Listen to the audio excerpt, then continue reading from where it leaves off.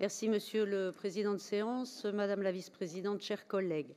En janvier dernier, le Président de la République appelait à sortir notre système de santé de, je cite, « ce jour de crise sans fin ». Après 2 années de crise sanitaire, nos urgences pédiatriques sont toujours aussi saturées, nos soignants sont physiquement et moralement épuisés, les professions médicales et paramédicales n'attirent plus, les patients souffrent.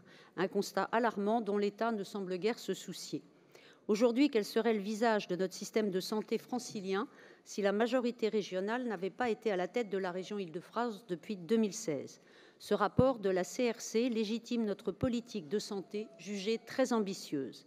Elle salue le volontarisme de la région et les mesures prises ces 6 dernières années par notre présidente en concertation avec l'État, ou plutôt, devrais-je dire, à la place de l'État.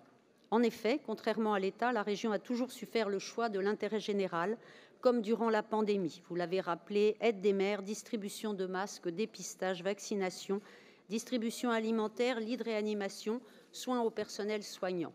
La région a été la seule à réagir et agir, elle seule a su se montrer à la hauteur des terribles enjeux.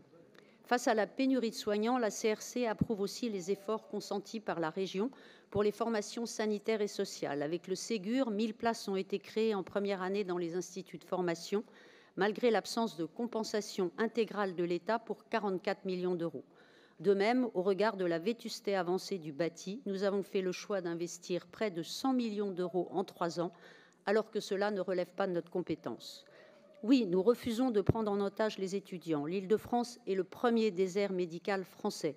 C'est pourquoi, pour 2023, le budget régional alloué à la lutte contre les déserts médicaux était une nouvelle fois en hausse de 500 000 euros et surtout en hausse de 88% par rapport au dernier budget exécuté de la gauche en 2015, CQFD.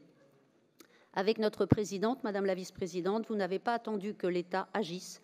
Vous avez pris vos responsabilités pour contribuer au sauvetage de personnel en détresse, ce que souligne aujourd'hui ce rapport et nous pouvons en être fiers. Merci. Au nom du groupe IDFR, je vous en remercie.